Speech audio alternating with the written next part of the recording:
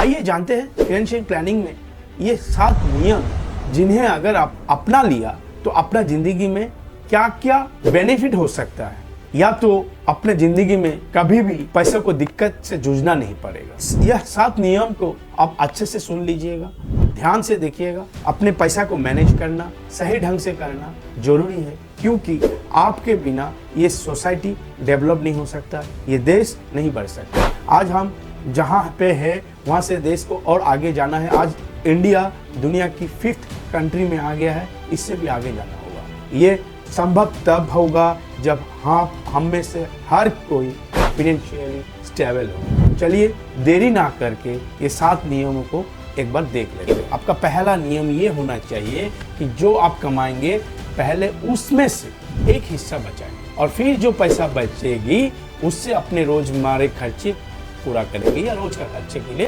रखेंगे। इसके लिए अपने पहले कुछ लक्ष्य तय करेंगे और फिर उन्हीं के हिसाब से सेविंग्स शुरू कर देनी होगी। इसके बाद यह सुनिश्चित करें कि हर महीना आपकी सैलरी से या आपकी इनकम से बचत के हिस्सा तय जगह पर पहुंच जाए।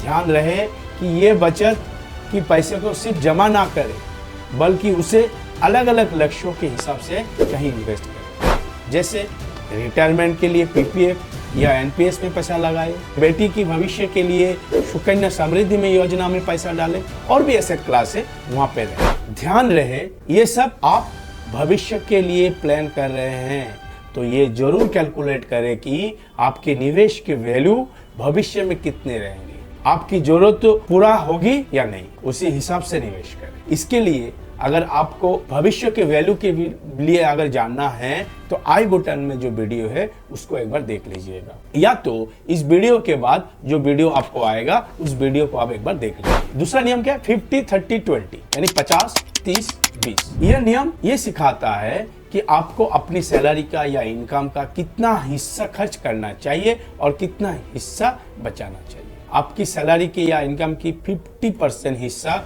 खर्चे में जाना चाहिए, जैसे कि घर की किराया, ग्रोसरी। वही 30% हिस्सा छोटी लंबी अवधि के सेविंग्स पर खर्च करना चाहिए। इसके अलावा 20% हिस्सा आउटिंग, फूड, ट्रैवल, मूवी देखना, अपनी जिंदगी का जो भी एंटरटेनमेंट है उसके लिए खर्च करना चाहिए। आप चाहे तो इस नियमों को अपने हिसाब से थोड़ा बदल भी सकते हैं, उसमें कुछ दिक्कत नहीं है, बट आपको एक नियम बनना होगा, जिस हिसाब से एक डिसिप्लिन बनाना होगा, उसी डिसिप्लिन से आपको आगे चलना है। तीसरा नियम क्या है? 24-10 यानी 20-4-10 का नियम। ये नियम उस वक्त आपकी मदद करेगा जब आप कोई कार खरीदने की सोच रहे हो। यहाँ 20 का मतलब है कि कार की कीमत का करीब 20% डाउन पेमेंट करे। हालांकि ये उसी सूरत में करे जब पैसे का कम हो, वरना जितनी ज्यादा हो सके उतनी डाउन पेमेंट कर दे। यहाँ 4 का मतलब ये है कि इससे ज्यादा साल के लिए आप फाइनेंस ना करें या ईएमआई ना लें। 4 साल के अंदर अंदर ही आपका कार का ईएमआई कंप्लीट हो जाना चाहिए। वही 10 का मतलब ये है कि आपकी सैलरी का कितना परसेंट कार लोन का ईएमआई में जाना चाहिए, यानी आपकी टोटल सैलरी या टोटल महीने के इनकम का मैक्स टू मैक्स 10% ही ईएमआई होना चाहिए, इससे ज्यादा नहीं होना चाहिए। और चौथा है इंश्योरेंस जरूर ले। हर शख्स को अपनी सालाना सैलरी का करीब 10 गुना बड़ा लाइफ इंश्योरेंस जरूर लेना चाहिए, ताकि अगर आपको कुछ हो जाता है तो उस स्थिति में आपका परिवार का दिक्कत में ना फंसे। साथ ही मेडिकल इंश्योरेंस भी जरूर करें, यानी हेल्थ इंश्योरेंस, ताकि किसी तरह की बीमारी आदि होने पर हॉस्पिटलाइज होने की स्थिति में आपको ज्यादा पैसा खर्च ना हो। अगर खर्च भी होता है, अपना एसेट, अपना इन्वेस्टमेंट को दाव पे लगा के सेल करके, घर जमीन सेल करके अपने को, अपना जो रिश्तेदार है, अपना माँ बहन, बीबी, बच्चे, किसी का भी ट्रीटमेंट करने के लिए उसको खोना ना पड़े। इसीलिए सफिशिएंट हेल्थ इंश्योरेंस होना भी जरूरी है। इसके लिए भी हमने एक वीडियो बनाई है, चाहे तो आप उस वीडियो को देख सकते हैं। नंबर 5, होम लोन की ईएमआई का रखें ध्यान। हर किसी का सपना होता है कि वो अपना खुद का घर ले। बेशक आपका भी ये सपना होगा और होने भी चाहिए। होम लोन लेने के वक्त आपको सबसे ज़्यादा इस बात का ध्यान रखना चाहिए कि आपको अपनी मंथली ईएमआई पर कंट्रोल रखना होगा। आपकी ईएमआई आपकी इन हैंड सैलरी के 30% हिस्से से ज़्यादा नहीं होना चाहिए। ये सैलरी भी हो सकता है, या अगर आप बिजनेसमैन हैं या तो प्रोफेशनल है, जो भी आपका महीने का इनकम है उसका 30% से ज़्यादा ईएमआई नहीं होना चाहिए। अगर पति पत्नी दोनों ही कमाते हैं पैसा तो दोनों को मिलाकर 50 से 60% के अंदर ईएमआई होना चाहिए।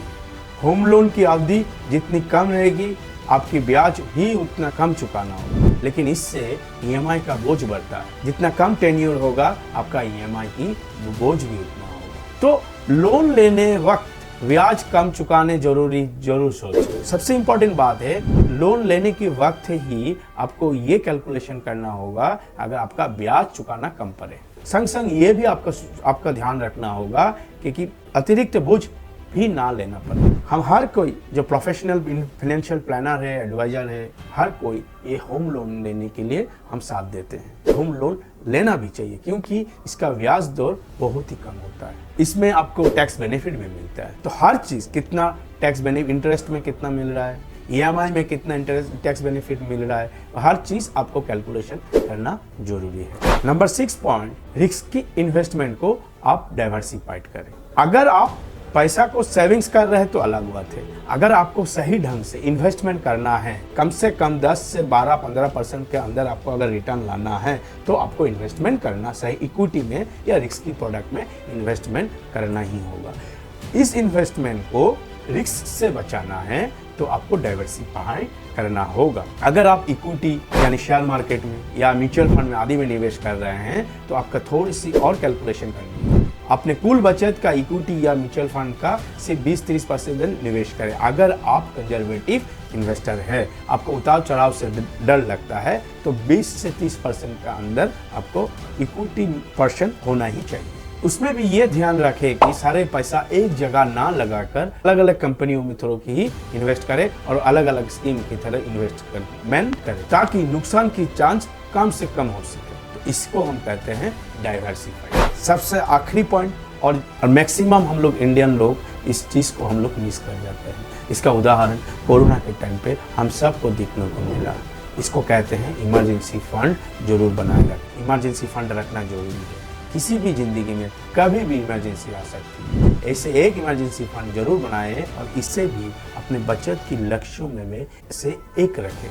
ज़्यादा नहीं, लेकिन अपनी सैलरी का या अपने फैमिली का एक्सपेंडिचर का कम से कम 3 से 6 महीने का खर्चा आप अपने सेविंग्स में रखें और इसके लिए हर महीना उसको निवेश करते रहें, थोड़ा थोड़ा करके निवेश करते रहें। जब वो बन जाएंगे, एक 6 महीने का फंड बन जाएंगे तो उसको इमरजेंसी फंड के लिए एक फंड बना के मौजूद रखें। कभी भी अगर इमरजेंसी आए तो आप तुरंत उस पैसे को आप खर्च कर पाए। आपको ये वीडियो से क्या सीख मिला हम नहीं जानते। हम इस वीडियो से आपको थोड़ा सा फाइनेंशियल प्लानिंग या फिर इन्वेस्टमेंट के बारे में बोलने की कोशिश किया है। अगर आपके पास कोई फाइनेंशियल प्लानर या फाइनेंशियल एडवाइजर है, उनकी सलाह ले, उनकी एडवाइस ले, पूरा कैलकुलेशन कर ले, तब सही है।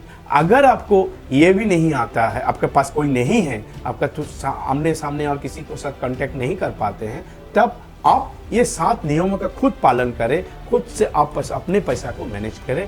देखिएगा कभी भी आपका फाइनेंशियली क्राइसिस अपनी ज़िंदगी में कभी भी नहीं आएगा। इससे ज़्यादा अगर कुछ कैलकुलेशन के पार्ट में अगर कुछ आप हमारी मदद चाहते हैं तो हमें कमेंट में मैसेज कीजिए। हम आपको मदद करने के लिए हमेशा ही तैयार हैं। हमें अच्छा लगेगा आपको मदद करके।